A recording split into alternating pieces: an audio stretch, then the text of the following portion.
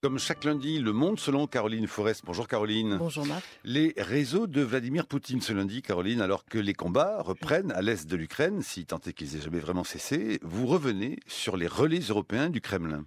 Le premier Mistral devrait être livré le 14 novembre prochain. Il devait être, mais il ne le sera probablement pas. On va donc savoir bientôt si la France compte sauver l'honneur en ne s'empressant pas d'honorer ce contrat. En attendant, la guerre de communication fait rage et l'on commence à en savoir un peu plus sur les moyens que se donne le Kremlin pour gagner la bataille de la propagande.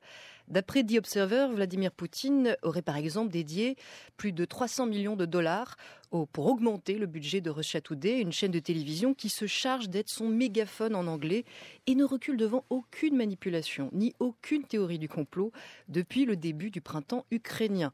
Le sommet a peut-être été atteint avec la couverture du crash de l'avion de la Malaysian Airlines MH17. Le Boeing abattu au-dessus des régions tenues par les séparatistes pro-russes, mais que les chaînes pro-russes mettent évidemment sur le compte de Kiev, voire de la CIA. Écœurée d'avoir à mentir tous les jours, une correspondante de Russia Today a fini par démissionner.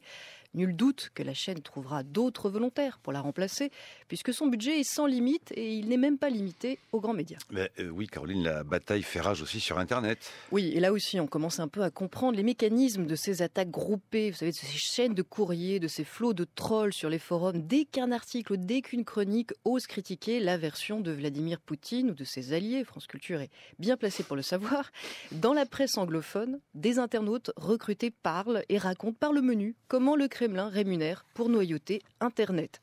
Parfois, Moscou tente aussi de recruter des journalistes européens. C'est ce que vient de révéler un chroniqueur des Inrocks, Anthony Bélanger, qui parle de pratiques d'un autre âge.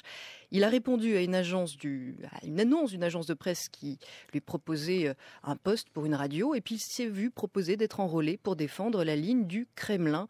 Ce qui ne veut pas dire que tous les soutiens actuels de Vladimir Poutine sont achetés.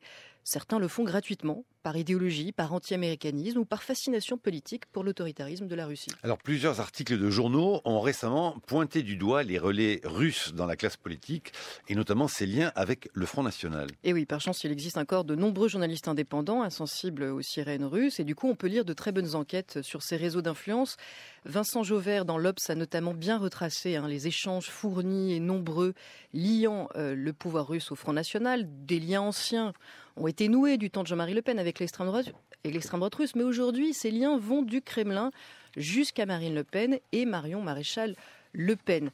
Ces liens sont-ils seulement idéologiques ou plus formels ? Interrogée par l'Obs, la présidente du Front National reste assez évasive, même si elle reconnaît que le parti a bien demandé des prêts à des banques en Russie, des prêts qu'elle compte bien sûr un jour rembourser. Contrairement à Pro-Russia TV, c'est le nom d'un site de propagande tenu par des proches de Bruno Gollnisch, également pointé du doigt par l'Obs. Lui n'a pas bénéficié, ce site, de prêts, mais vit grâce au financement carrément de médias étatiques russes, plusieurs centaines de milliers d'euros par an, selon son directeur cité dans l'article, ce qui nous donne une petite idée de la capacité de séduction de Moscou. Mais pour être juste, il faut aussi rappeler que des sites soutenant la propagande russe ne se limitent pas à la fachosphère. D'autres sont étiquetés plus proches de la gauche radicale, quitte à rejoindre, sur la position des Mistral par exemple, les milieux d'affaires les plus cyniques dans leur combat pour que les affaires continuent au détriment du droit international. Alors on a vu aussi, Caroline, des intellectuels de gauche et des députés de l'UMP se mobiliser pour que la France les livre enfin ces Mistral à la Russie. Oui, et certains le font sûrement pour défendre des intérêts économiques, peut-être même ceux de la France, mais d'autres le font aussi clairement par soutien à la politique russe. À l'UMP, celui qui a le plus mouillé sa chemise, c'est incontestablement Thierry Mariani. Quand il ne participe pas à des conférences à Moscou, il met beaucoup d'énergie à animer des rendez-vous entre des officiels russes et des politiques français, ou même des conférences au siège de l'UMP. Mais surtout, on lui doit un déluge, que dis-je, un torrent de tweets prenant la défense de la politique de Vladimir Poutine, qu'il s'agisse d'insister sur la validité incontestable du référendum en Crimée ou de dénoncer un coup tordu des USA contre Orban, vous savez, le président hongrois infréquentable et allié du président russe. Le tweet renvoie à un article du Monde qui nous apprend que 10 personnalités hongroises proches d'Orban sont soupçonnées de corruption et donc interdites de séjour aux États-Unis.